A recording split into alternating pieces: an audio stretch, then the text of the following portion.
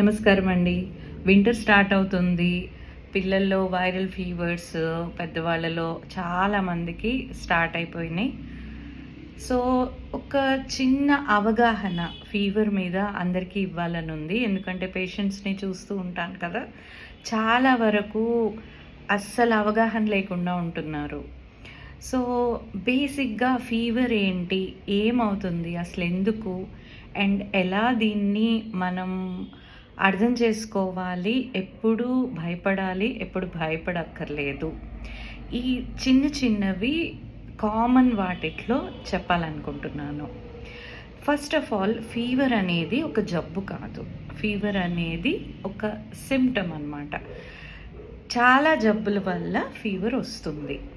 Fever దేనికైనా రావచ్చు. Infection వల్ల రావచ్చు, పెయిన్ వల్ల రావచ్చు, అండ్ కొన్నిసార్లు కొన్ని పెద్ద డిసీజెస్ లైక్ క్యాన్సర్స్ వల్ల రావచ్చు. ఇలా చాలా డిసీజెస్ వల్ల ఫీవర్స్ వస్తాయి. అయితే ఇప్పుడు వాటన్నిటివి కాదు, రెగ్యులర్గా వచ్చే ఈ సీజనల్ చేంజెస్లో వచ్చే ఫీవర్స్ గురించి ఈరోజు మాట్లాడుకుందాం. ఏమవుతుంది బేసిక్గా ఫీవర్ ఎందుకు వస్తుంది అనేది ఫస్ట్ మనం రూట్ కాజ్లోకి వెళ్దాం. అసలు ఫీవర్ అంటే ఏంటి? మన రెగ్యులర్ బాడీ టెంపరేచర్ కంటే టెంపరేచర్ పెరగడాన్ని మనం ఫీవర్ అంటాం కదా. ఎప్పుడైనా ఆలోచించాలా అసలు ఫీవర్ ఎందుకు వస్తుంది? ఎందుకు అంటే బాడీ ప్రొటెక్ట్ చేస్తుందన్నమాట. బాడీని మనం చాలా వరకు అండర్ ఎస్టిమేట్ చేస్తాము. వచ్చిన ప్రతిదానికి మనం ఏదో బయట నుంచి చేయాలనుకుంటాం, కానీ we have a very beautiful system. Body ఏంటంటే ప్రొటెక్టివ్ మెకానిజమ్స్ ఉంటాయి. ఎప్పుడైనా బ్యాక్టీరియా కానీ వైరస్ కానీ చాలా ఎక్కువగా హార్మ్ఫుల్ రేంజ్లో పెరుగుతున్నాయి అనుకోండి, బాడీ ఏం చేస్తుంది? టెంపరేచర్ని పెంచి ఆ వేడిలో ఇవి పెరగవన్నమాట. బ్యాక్టీరియా వైరస్ ఎక్కువ పెరగకుండా ఉంటాయి. అంత లోపల ఇమ్యూనిటీని సెట్ చేసుకుంటుంది అన్నమాట బాడీ. దానివల్ల మనకి ఏదైతే ఇన్ఫెక్షన్ ఉందో అది తగ్గుతుంది. సో ఆలోచించి చూడండి, ఫీవర్ ఒక ప్రొటెక్టివ్ మెకానిజం. గబగబా తగ్గించేయాలి ఫీవర్ని అనే ఒక ఆలోచన అంత కరెక్ట్ కాదు. అయితే మీరు అనుకోవచ్చు, అదేంటి మరి ఫీవర్ ఎక్కువైపోతే చిన్నపిల్లల్లో ఫిట్స్ వస్తుంది, లేకపోతే ఏదన్నా అయిపోతుంది, బ్రెయిన్కి ఇదవుతుంది అంటే ఎస్, చాలా ఎక్కువగా ఉన్నప్పుడు అది కూడా కొంతమంది పిల్లల్లో వస్తుంది. ఫెబ్రైల్ ఫిట్ అంటాం అది 105 దాటినప్పుడు, దట్టు 1 ఇయర్ లోపు పిల్లలకి, చాలా తక్కువ మందిలో 3 ఇయర్స్ 5 ఇయర్స్ లోపు పిల్లలకు కూడా వస్తుంది, చాలా తక్కువ మందిలో. అయితే ఇక్కడ ఒకటి అర్థం చేసుకోవాలి, మనము ప్రతి దానికి దేనికైనా ఒక కాంప్లికేషన్ చాలా ఎక్కువ అయ్యే ఛాన్సెస్ ప్రతి డిసీజెస్లో ఉంటాయి. అలా అని ప్రతిదీ అంతవరకు వెళ్తుంది అనుకోము. సో ప్రతి దానిలో ఇది ఎంతవరకు ఏమవుతుంది, ఏది కాదు అనే ఒక అవగాహన ఉండాలి. ఈ రోజుల్లో పేరెంట్స్కి ఒక్కళ్ళో ఇద్దరు పిల్లలు ఉంటున్నారు, చాలా ప్యానిక్ అయిపోతున్నారు. ఆ పిల్లలకి కొంచెం బాగాలేకపోయినా over dosage, over the counter medicines వేయడము, డాక్టర్ని అడగకుండానే చాలా మటుకు మెడిసిన్స్ వాడటము, వీటి వల్ల ఏమవుతుంది అంటే వాళ్ళ ఇమ్యూనిటీ డౌన్ అవుతుంది. ఎందుకు అంటే ఇది అర్థం చేసుకోండి. బాడీ ఏం చేస్తుంది? టెంపరేచర్ని పెంచుతుంది. మనం ఫాస్ట్గా పారాసిటమాల్ లేదా మెఫ్తాల్ ఇలాంటివి వేసేసి గబగబా తగ్గిస్తాము. బాడీ ఎందుకు టెంపరేచర్ని పెంచింది? ఆల్రెడీ బ్యాక్టీరియా ఇన్ఫెక్షన్ ఉంది కాబట్టి వాటిని కంట్రోల్ చేయడానికి. ఇది ఆలోచించకుండా మనం ఫాస్ట్గా టెంపరేచర్ కిందకి వచ్చేయాలని ఆలోచించినప్పుడు ఈ ఇన్ఫెక్షన్ ఇంకొంచెం డిలే అవుతుంది తగ్గడము. మళ్ళీ దానికోసం యాంటీబయాటిక్స్ వాడాల్సి రావడము. చాలాసార్లు పేరెంట్స్ ప్యానిక్ వల్ల అవసరం లేకుండా యాంటీబయాటిక్స్ వాడడము అనేది మన దగ్గర చాలా ఎక్కువ. చాలాసార్లు ఈవెన్ పీడియాట్రిషియన్ దగ్గరికి వెళ్ళకుండా కూడా ఓవర్ ద కౌంటర్ వెళ్ళిపోయి అంతకుముందు రాసినది మనకి ఆల్రెడీ తెలుసు, లేకపోతే మెడికల్ షాప్లో ఇచ్చేస్తారు, ఇలా వాడేయడము, ఆ వాడడం కూడా పూర్తిగా వాడకపోవడము, అంటే 5 రోజుల కోర్స్ వాడకుండా ఒక్కరోజు వేయంగానే తగ్గిపోయిందనేసి అక్కడికి ఆపేయడము, మామూలుగా అయితే ఏముందిలే అనిపిస్తుంది. ఇవన్నీ చిన్నవే కానీ ఫ్యూచర్లో చాలా పెద్ద సమస్యలకి కారణం కావచ్చు. ఎందుకంటే యాంటీబయాటిక్స్ని సరైన అవగాహనతో వాడకపోతే వాటి వల్ల అనర్థాలు ఎక్కువ. అది అర్థం కాదు, డైరెక్ట్గా కనిపించదు. యాంటీబయాటిక్స్ బ్రాడ్ స్పెక్ట్రమ్, అన్ని బ్యాక్టీరియాస్ని చంపేస్తుంది మన బాడీలో, హార్మ్ఫుల్వి, హార్మ్లెస్వి, యూజ్ఫుల్ బ్యాక్టీరియాని కూడా. యూస్ఫుల్ బ్యాక్టీరియా ఏంటి అనుకుంటున్నారా? మన శరీరంలో మన సెల్స్ కంటే ఎక్కువ బ్యాక్టీరియా ఉంటుంది, అది లేకపోతే మనం బతకలేము. అలా ట్రిలియన్స్ ఆఫ్ బ్యాక్టీరియా మన బాడీలో ఉంటాయి. సో గట్ హెల్త్ అంటే మన డైజెస్టివ్ సిస్టంలో బ్యాక్టీరియా ఉంటుంది, స్కిన్లో ఉంటుంది, ప్రతి చోట ఉంటుంది. అది కరెక్ట్గా బ్యాలెన్స్డ్గా మంచి బ్యాక్టీరియా రేషియో ఉన్నప్పుడే మనం హెల్తీగా ఉంటాము. సో అవసరం లేకుండా యాంటీబయాటిక్స్ వాడడం వల్ల ఏమవుతుందంటే గట్ హెల్త్ పాడవుతుంది, మంచి బ్యాక్టీరియా చనిపోతుంది. సో మంచి బ్యాక్టీరియా పోయినప్పుడు డైజెషన్ సరిగ్గా ఉండదు. ఎంత మంచి ఫుడ్ తీసుకోనివ్వండి, అది డైజెస్ట్ అయ్యి మీ బాడీ లోపలికి చేరాలి కదా. సో దీనివల్ల ఇమ్యూనిటీ డౌన్ అవుతుంది. ఈ మంత్ ఫీవర్ వచ్చింది, మళ్ళీ నెక్స్ట్ మంత్ ఫీవర్ వస్తూ ఉంటుంది. ఇది గమనించారా? చిన్నపిల్లల్లో మనం వాడుతూ ఉన్నప్పుడు పదే ఫీవర్స్ వస్తూనే ఉంటాయి. ఎవ్రీ మంత్ రావడము, ఊరికే సిక్ అవ్వడము, ప్రతిసారి యాంటీబయాటిక్ వాడాల్సి రావడము, వాడినా డిలే అవ్వడము చాలా కామన్గా చూస్తున్నాం ఇప్పుడు. ఎందుకు అంటే ఆ భయం, కొంచెం ఓపిక పట్టలేకపోవడము, అవగాహన లేకపోవడము. Most of the fevers self limiting, viral fevers 5 days to 7 daysలో వాటంతట అవే తగ్గిపోతాయి, సెల్ఫ్ లిమిటింగ్ ఉంటాయి. ఆ సెల్ఫ్ లిమిటింగ్ ఫీవర్స్లో కూడా మనం అనవసరంగా ఎక్కువ మందులు వాడడం వల్ల స్లోగా ఇమ్యూనిటీ డౌన్ అయ్యి మెల్లమెల్లగా తెలియకుండా చాలా జబ్బులకు అవి కారణమవుతాయి. సో ఏం చేయాలి మరి ఫీవర్లో? అలా భయం వేస్తుంది కదా. నెంబర్ 1 థింగ్ ఇది అర్థం చేసుకోండి. Second thing, alternative medicines, alternative systems, natural systems. First వీటికి ఛాన్స్ ఇవ్వండి. నేను ఏ సిస్టమ్ మంచిది, ఈ సిస్టమ్ చెడ్డది అని చెప్పను. ఎందుకు అంటే ప్రతి medicine a great boon to mankind. Allopathy system, homeopathy, Ayurveda, ప్రతిదీ. మనం ఈరోజు ఇన్ని కోట్ల జనాభా ఉంది అంటే ఇంత బాగా మెడికల్ సిస్టమ్ ఉంది కాబట్టే. అయితే ఏది ఎక్కడ వాడాలో అంత మేరకే వాడితే అది మనకి మంచి చేస్తుంది, మించి వాడితే అది చెడు చేస్తుంది. సూది ఎక్కడ వాడాలి, కత్తెర ఎక్కడ వాడాలి, అలా వాడితేనే కదా. సో యాంటీబయాటిక్ అయినా స్టెరాయిడ్స్ అయినా ఏవైనా ఎంతవరకు వాడాలి, అవసరం ఉన్నంత వరకు మాత్రమే. అవసరం ఉందా లేదా అనేది మన అవగాహనని బట్టి, మనం సరిగ్గా ఎవరిని అప్రోచ్ అవుతున్నామో దాన్ని బట్టి ఉంటుంది. సో న్యాచురల్ సిస్టమ్స్ అన్నాను కదా, ఏమి అప్రోచ్ అవ్వాలి? సో ఫస్ట్ ఏంటి? ఫస్ట్ మన బాడీకి ఆపర్చునిటీ ఇవ్వాలి కదా. ఎంతమంది వెయిట్ చేస్తున్నాం ఈరోజు? పొద్దున కొంచెం నలతగా ఉంది, బాడీ పెయిన్స్గా ఉంది, పారాసెటమాల్ వేసేయటం, కొంచెం రెస్ట్ ఇద్దామని ఎంతమంది ఆలోచిస్తున్నారు? చిన్న పిల్లలతో సహా 3 ఏళ్ళు, 4 ఏళ్ళు, 5 ఏళ్ళ పిల్లలకు కూడా రెస్ట్ ఇవ్వటం లేదు.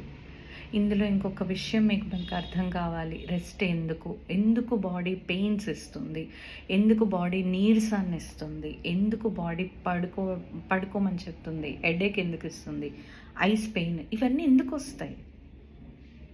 ఫీవర్ కానివ్వండి, ఇవన్నీ ఎందుకు వస్తాయి? ఎందుకు అంటే బాడీ రిపేర్ చేసేటప్పుడు యాక్టివిటీస్ చెయ్యొద్దు అని. సో కన్జర్వ్ చేసుకోవడానికి, ఎనర్జీని కన్జర్వ్ చేసుకోవడానికి. సో పడుకున్నారనుకోండి, కదలరు, ఆడుకోరు, పరిగెత్తరు, కాబట్టి దానికి వాడే ఎనర్జీని బాడీ రిపేర్ చేసుకోవడానికి వాడుతుంది. టీవీ చూస్తే హెడేక్ ఎందుకు వస్తుంది? టీవీ ఏమీ చూడకుండా కళ్ళు మూసుకొని పడుకుంటే ఆ ఎనర్జీని వాడుకొని బాడీ రిపేర్ మోడ్లోకి వెళ్ళి రిపేర్ చేసుకొని జబ్బుల్ని తగ్గించుకుంటుంది. మీరు యానిమల్స్ని గమనించారా? వాటి కొంచెం నలతగా ఉన్నా ఇంకా ఫుడ్ ముట్టుకోవు, ఎక్కడో దూరంగా వెళ్ళేసి గమ్ముగా పడుకుంటాయి. అది నేచర్. అది న్యాచురల్గా తగ్గడానికి మన నేచర్ ఇచ్చిన ఒక గిఫ్ట్ అన్నమాట. కానీ మనం మనుషులం మాత్రమే దాన్ని దాటి అన్నిటినీ నేచర్కి ఎగెయిన్స్ట్గా చేస్తున్నాము. పెయిన్ ఉంటే రెస్ట్ ఇవ్వమని అర్థం. ఏదన్నా పార్ట్కి పెయిన్ వస్తే ఆ పార్ట్కి రెస్ట్ ఇవ్వండి అని అర్థం.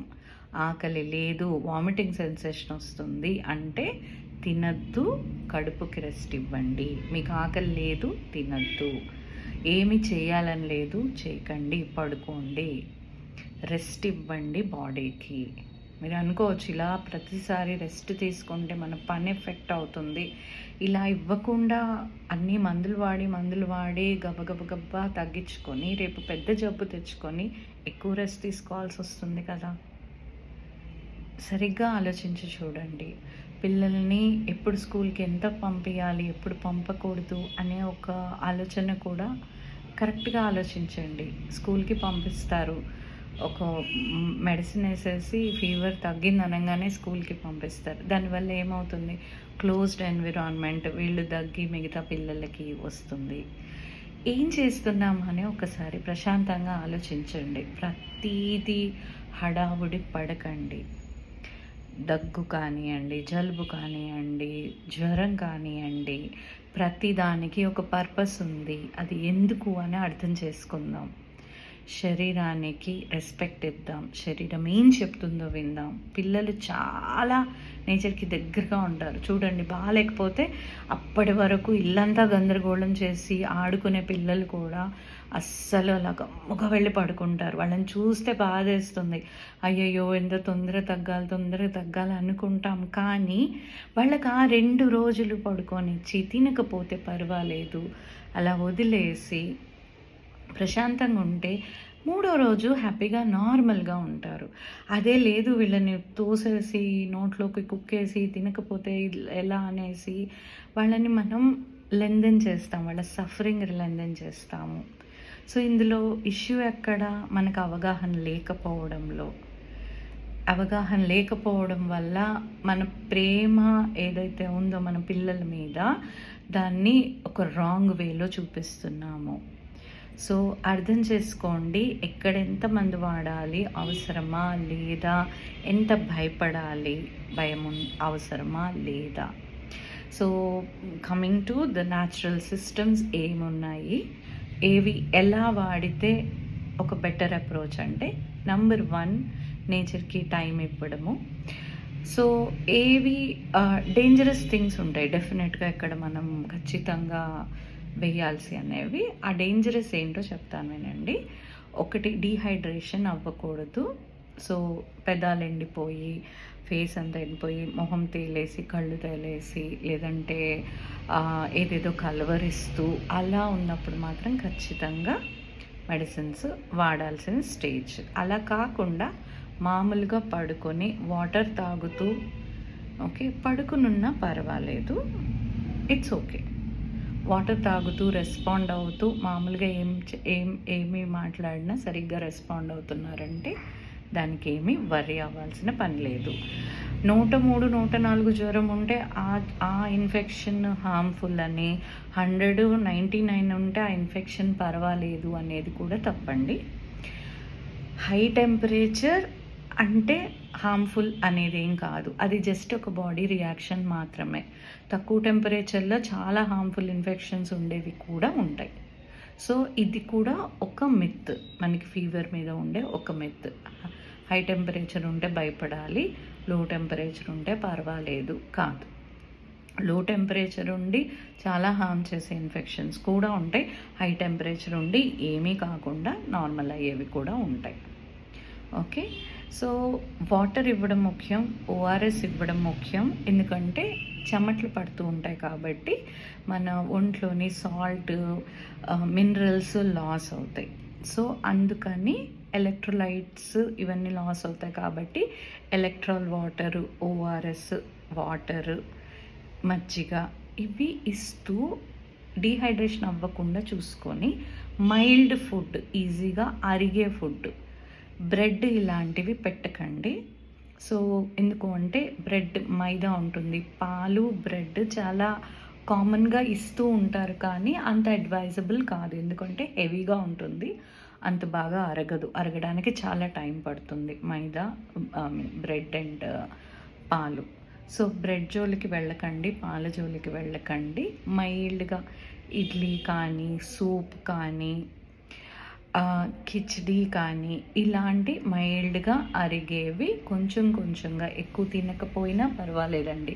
ఎప్పుడు గుర్తుపెట్టుకోండి, 2-3 డేస్ పిల్లలు తినలేదు అంటే మొహం చిక్కిపోతుంది, ఇవన్నీ ఓకే, కానీ నిజంగా ఏమీ కాదు. వాళ్ళు డీహైడ్రేట్ అవ్వకుండా చూసుకోండి. ఇవి నార్మల్గా మీరు తీసుకోవాల్సిన జాగ్రత్తలు ఏంటంటే కప్పేయకుండా వాళ్ళకి కంఫర్టబుల్గా ఉండే క్లోతింగ్ ఉండాలి ఖచ్చితంగా. వెంటిలేషన్ బాగా ఉండాలి. ఆ గాలొద్దు ఈ గాలొద్దు అని ఇల్లంతా క్లోజ్ చేసి పెట్టకండి. మంచి వెంటిలేటెడ్ రూమ్స్లో ఉంచండి.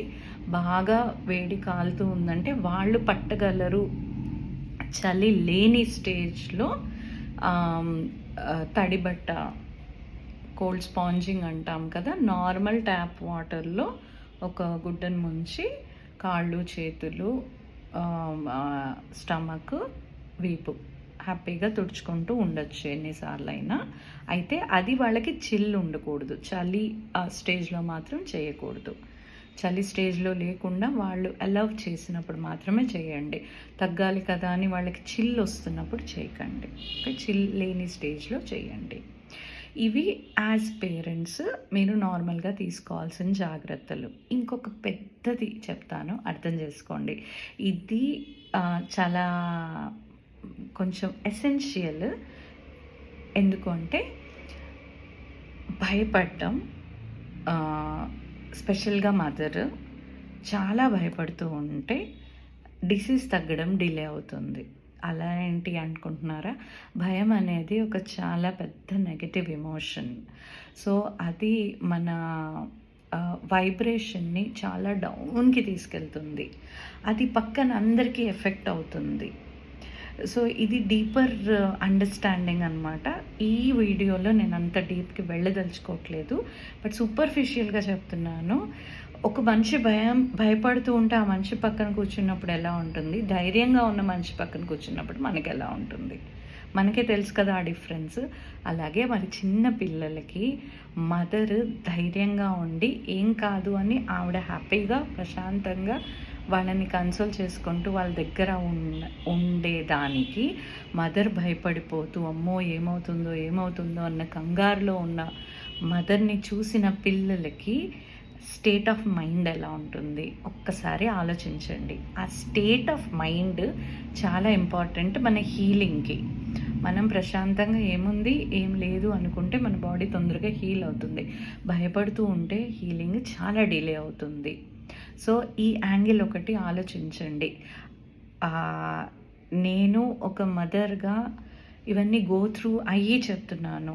కొన్ని పాయింట్స్ నిజంగా డాక్టర్గా చెప్పట్లేదు, డాక్టర్గా పేషెంట్కి చెప్పేవి కొన్ని పాయింట్స్, చాలా ఎక్కువ పాయింట్స్ ఒక మదర్గా ఇవన్నీ గో త్రూ అయ్యి నేను చేసిన మిస్టేక్స్ నుంచి నేను నేర్చుకొని చెప్తున్నాను. నేను కూడా మిస్టేక్స్ చేశాను, డాక్టర్ని అయ్యుండి కూడా భయపడ్డాను పిల్లలకి వచ్చినప్పుడు. అందుకే చెప్తున్నాను, ఐ కెన్ అండర్స్టాండ్. భయం ఉంటుంది, కానీ మన భయం వాళ్ళని ఇంకా వీక్ చేస్తుంది. సో కొంచెం నాలెడ్జ్, కొంచెం ధైర్యం, ఒక హోప్, ఏమీ కాదు అనే ఒక మెంటాలిటీ ఖచ్చితంగా తొందరగా రిపేర్ హీలింగ్లోకి తీసుకెళ్తుంది. ఇది ఆలోచించి చూడండి. అంత ఈజీ కాదు. ఒక్కొక్కళ్ళ పర్సనాలిటీ ఉంటుంది. కొంతమంది మదర్స్ నిజంగా చాలా భయపడతారు, కొంతమంది ధైర్యంగా ఉంటారు. అయితే కొంచెం అవేర్నెస్ వస్తే కొద్దో గొప్పో ఇది డౌన్ అవ్వడానికైతే ఛాన్స్ ఉంటుంది. సో అట్లీస్ట్ మనకు ఒక అండర్స్టాండింగ్ ఉండాలి. ఓకే, దీనివల్ల అవుతుందా అనేది ఒకటైతే తెలుసుకోవాలి అని ఈ పాయింట్ చెప్తున్నాను. ఇంకా నెక్స్ట్ పాయింట్, నేను హోమియోపతి డాక్టర్గా ఎక్స్పీరియన్స్ చేశాను కాబట్టి నా పేషెంట్స్లో, నా పిల్లల్లో, నా ఇంట్లో ఇన్ని ఇయర్స్ నుంచి ఆల్మోస్ట్ ఈ 25 years ఆఫ్ ప్రాక్టీస్లో ఎంతోమంది పిల్లల నాకు స్పెషల్గా పిల్లలు ఫీవర్స్ తోటి వస్తారు. సో వీళ్ళలో నేను అబ్జర్వ్ చేసింది ఏంటి అంటే, చాలామందికి హోమియోపతి ఓకే మెల్లగా ప్రశాంతంగా వెళ్ళి తగ్గే జబ్బులకే వెళ్ళాలి, ఎమర్జెన్సీ లేకపోతే ఫీవర్స్ వాటికి హోమియోపతికి యూజువల్గా వెళ్ళరు. ఎవరికైతే దీని మీద అండర్స్టాండింగ్ ఉందో వాళ్ళు మాత్రమే వస్తారు. సో హోమియోపతి ఫీవర్ని ఎలా తగ్గిస్తుంది అంటే, నేను మీకు ఇందాక చెప్పినట్టు మన బాడీ ఎలా ఇమ్యూనిటీని పెంచుకుంటూ ఎలా తగ్గిస్తుందో హోమియోపతి మన బాడీకి హెల్ప్ చేస్తుంది. డైరెక్ట్గా అటాక్ చెయ్యదు. బాడీ ఇమ్యూనిటీని ఏదైతే డౌన్ అయిందో దాన్ని సెట్ చేస్తుంది, దాన్ని మళ్ళీ నార్మల్కి తీసుకొస్తుంది. సో బాడీని హీల్ చేస్తుంది. సో హోమియోపతితో ఫీవర్ తగ్గడం అనేది కొంచెం డిఫరెంట్గా ఉంటుంది. మనం అలోపతి మెడిసిన్స్ వేసిన దానికంటే హోమియోపతితో డిఫరెంట్గా ఉంటుంది. ఫాస్టా స్లోనా అనే కంటే డిఫరెంట్ అని చెప్తాను. వేయగానే టెంపరేచర్ డౌన్ అవ్వదు, మెల్లగా డౌన్ అవుతుంది. బట్ డౌన్ అయ్యాక నార్మల్గా ఉంటారు. అంటే డైజెషన్ డిస్టర్బెన్స్ అవ్వడం కానివ్వండి, వీక్నెస్ కానివ్వండి, లేదంటే నోరు చేదు ఇవన్నీ ఎక్కువగా ఉండవు. నార్మల్ అయిపోయి తొందరగా నార్మల్ రెగ్యులర్ యాక్టివిటీస్లోకి వచ్చేస్తారు. మ్యాక్సిమం రెగ్యులర్ ఫీవర్స్కి 80% of the regular fevers 1.5 to 2 daysలో తగ్గుతుంది. ఇది నా observation for these long years. ప్రతిదానికి డెఫినెట్గా వేరియేషన్స్ ఉంటాయి. బట్ ఇన్ జనరల్ ఎందుకు చెప్తున్నానంటే, వీటన్నిటిలో మనము అనవసరపు మెడిసిన్స్ వాడడాన్ని కట్ డౌన్ చేయొచ్చు.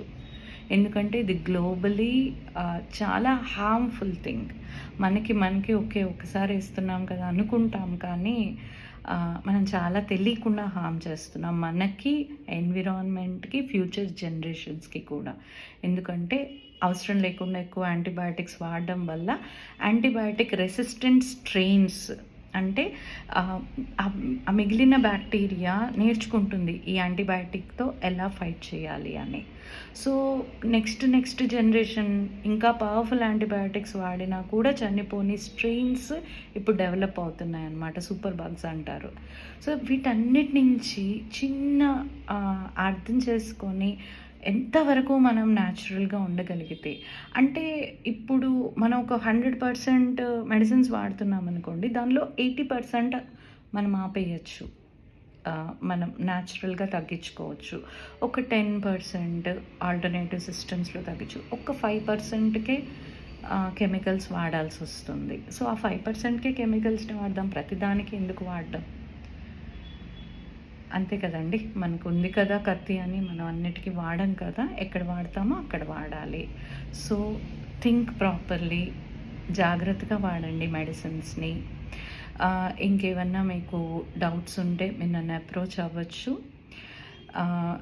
అండ్ లాస్ట్ థింగ్ ఏంటంటే, హోమియోపతి వాడడం వల్ల ఇమ్యూనిటీ పెరిగి లేట్గా వస్తే అంత ఎక్కువగా ఫ్రీక్వెంట్గా మీకు ఈ జలుబు, దగ్గు, ఫీవర్స్ అనేవి అంత ఫ్రీక్వెంట్గా రావు.